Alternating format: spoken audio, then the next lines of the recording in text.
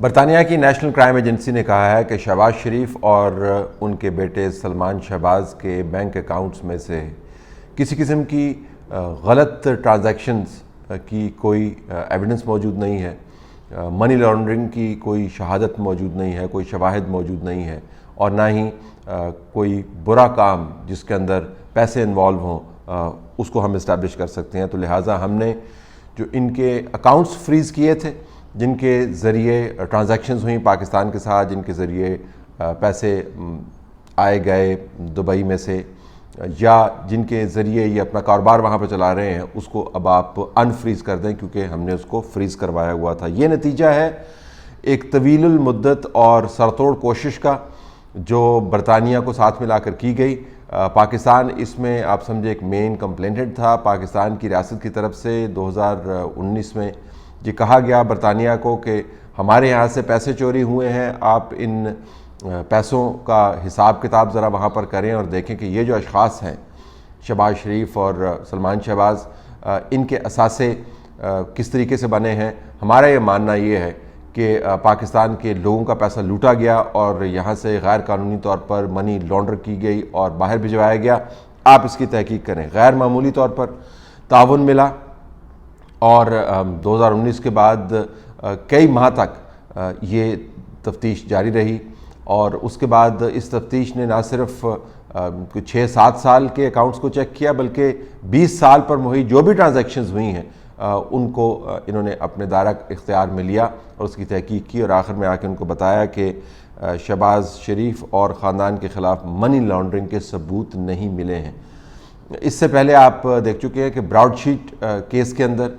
پاکستان کے انویسٹیگیٹرز کو کیسی سبکی اٹھانی پڑی۔ براڈ شیٹ کے اندر الٹا لینے کے دینے پڑ گئے۔ پیسے کیا ریکور کرنے تھے، ہمیں بہت سارے پیسے ٹیکس پیئر کے دینے پڑ گئے۔ نیب بھی بیچ میں انوالو ہوا۔ پاکستان کے اس وقت کے جو جج صاحبان ہیں جو بڑھ چڑھ کر باتیں کرتے تھے کہ جی پاکستان کا ہم نے پیسہ ریکور کرنا ہے، ان کے فیصلوں کی بھی درگت بنی اور ہمیں قومی طور پر بڑی ہزیمت اٹھانی پڑی۔ اب یہ ایک اور دھچکا ہے حکومت کی طرف سے۔ اب جو بیانیہ سامنے آ رہا ہے وہ یہ کہ یہ کوئی بہت بڑی وکٹری نہیں ہے، اصل میں تو آپ نے پاکستان کے اندر جواب دینا ہے، پاکستان کے اندر آپ نے رسیدیں فراہم کرنی ہے۔ پاکستان کے اندر اگر آپ نے رسیدیں فراہم نہیں کی اور جواب نہیں دے پائے تو پتہ چلے گا کہ آپ اصل میں فائنینشیل مجرم ہے اس قانون کے۔ لیکن جو بڑی بات سمجھنے کی ہے وہ یہ کہ پاکستان کے اندر جو سیاسی بیانیہ ڈیولپ کیا گیا تھا کہ یہاں سے پیسہ عوام کا اٹھا کر چوری کر کے 2 نمبری کے ساتھ وہ باہر لے جایا جاتا ہے اور اس سے اپنے اثاثے بنائے جاتے ہیں۔ اب نیشنل کرائم ایجنسی واضح انداز سے کہہ رہی ہے کہ کوئی ایسی ریکوریبل پراپرٹی نہیں ہے جو واپس کی جا سکے، یعنی پاکستان کی ریاست کے حوالے سے، پاکستان کے عوام کے پیسے کے حوالے سے کوئی ایسے شواہد موجود نہیں ہیں کہ ان پیسوں سے اثاثے بنے ہیں جو ہم فریز کریں، ٹیک اوور کریں اور پاکستان کی ریاست کو واپس کر دیں۔ تو انہوں نے عملاً پاکستان کو ٹھینگا دکھا دیا ہے کہ جی ہماری تحقیقات کے مطابق آپ نے جو الزام لگائے تھے وہ درست نہیں ہیں۔ ان دونوں اشخاص کے ان اکاؤنٹس میں سے جن کو ہم نے فریز کیا تھا کسی قسم کی رانگ ڈوئنگ کی خبر نہیں ملی۔ اب ظاہر ہے جو شریف خاندان ہے اس نے اس کو ایک وکٹری ڈکلیئر کیا ہے۔ انہوں نے طویل عرصے سیاسی طور پر منی لانڈرنگ کے درے کھائے ہیں، الزامات کے درے کھائے ہیں۔ انہوں نے ایک طویل مدت تک ان الزامات کا سامنا کیا ہے کہ آپ پاکستان کے اندر سے پیسہ اٹھاتے ہیں، چراتے ہیں اور باہر لے جاتے ہیں اور وہاں پر جا کر آپ رہتے ہیں۔ انہوں نے ایک طویل مدت سے پاکستان کے اندر اس قسم کے کیسز کا سامنا کیا ہے۔ ہونا تو یہ چاہیے تھا کہ پاکستان کے اندر سے ایسی عدالتی تفتیش ہوتی، ایسا مقدمہ چلتا کہ باہر تحقیقات کرنے والے ادارے جو ہیں اس کو مددگار سمجھتے اور یہ جانتے کہ پاکستان کے اندر جو تحقیق ہو رہی ہے اس کے ذریعے ہم اپنے ملک میں مبینہ طور پر ہونے والے فائنینشیل جرائم کا پتہ لگا سکتے ہیں۔ لیکن یہاں پر گنگا الٹ بہتی ہے۔ کہا یہ جاتا ہے کہ پاکستان کے اندر ہم نے سیاسی طور پر ان لوگوں کو خاتمہ کر دینا ہے کیونکہ یہ چور ہیں، یہ لوگ پاکستان کا پیسہ باہر بھیجتے ہیں۔ ان لوگوں نے 20 سال سے پاکستان کے اندر سے پیسے اٹھائے اور باہر لے کے گئے، لیکن تحقیقات جو ہے بین الاقوامی ادارے کریں، تحقیقات جو ہے وہ براڈ شیٹ کے ذریعے کروائیں، تحقیقات جو ہے وہ برطانیہ کی کرائم ایجنسی کے ذریعے کروائیں، تحقیقات باہر کے ممالک کریں اور ہمیں اسسٹ کریں تاکہ ہم اپنا سیاسی مقصد حاصل کر لیں۔ اب یہ معاملہ بھی آپ کو پاکستان کی طرف واپس آتا ہوا نظر آتا ہے۔ بین الاقوامی طور پر جو کوشش کی گئی تھی یہ مقدمہ بنانے کے لیے کہ پاکستان کے جو سیاسی خاندان ہیں، شریف خاندان کے اوپر بالخصوص زور لگایا جاتا تھا،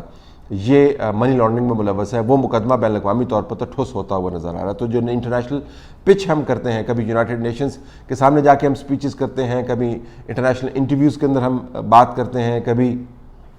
باہر سے جو انویسٹر اور ڈیلیگیشنز آتے ہیں ان کے سامنے بیانیے رکھتے ہیں، وہ تو بالکل پٹ کیا، کیونکہ اب وہ لوگ کوٹ کریں گے کہ جی آپ جو باتیں کرتے ہیں اس کے بین الاقوامی طور پر تو شواہد نہیں ہے، تو آپ کی اپنی عدالتوں کے اندر سے کیا نکلا؟ پاکستان کی اپنی عدالتوں میں بھی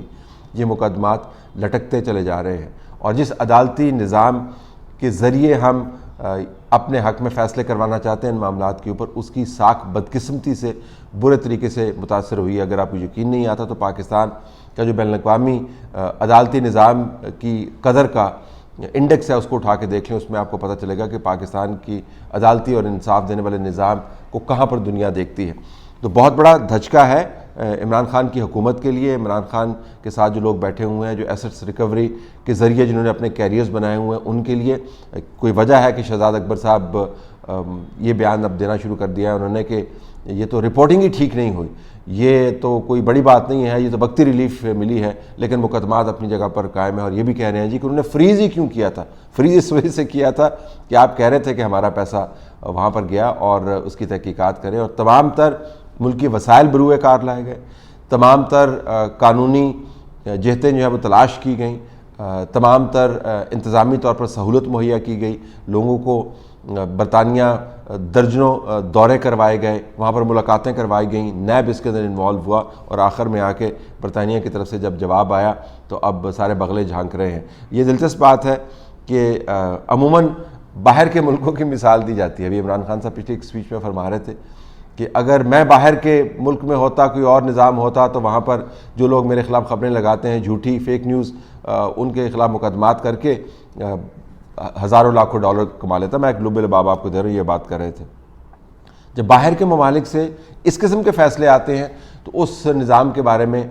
کوئی نہیں کہتا کہ دیکھیں نظام بڑا اچھا، اس نے فیصلہ ٹھیک ہی دیا ہوگا، اس فیصلے کو بھی کویسچن کرتے۔ تو ابھی بھی یہی ہو رہا ہے۔ ویسے عمومی طور پر مغرب کے نظام کی مثالیں دیتے رہتے ہیں، لیکن اب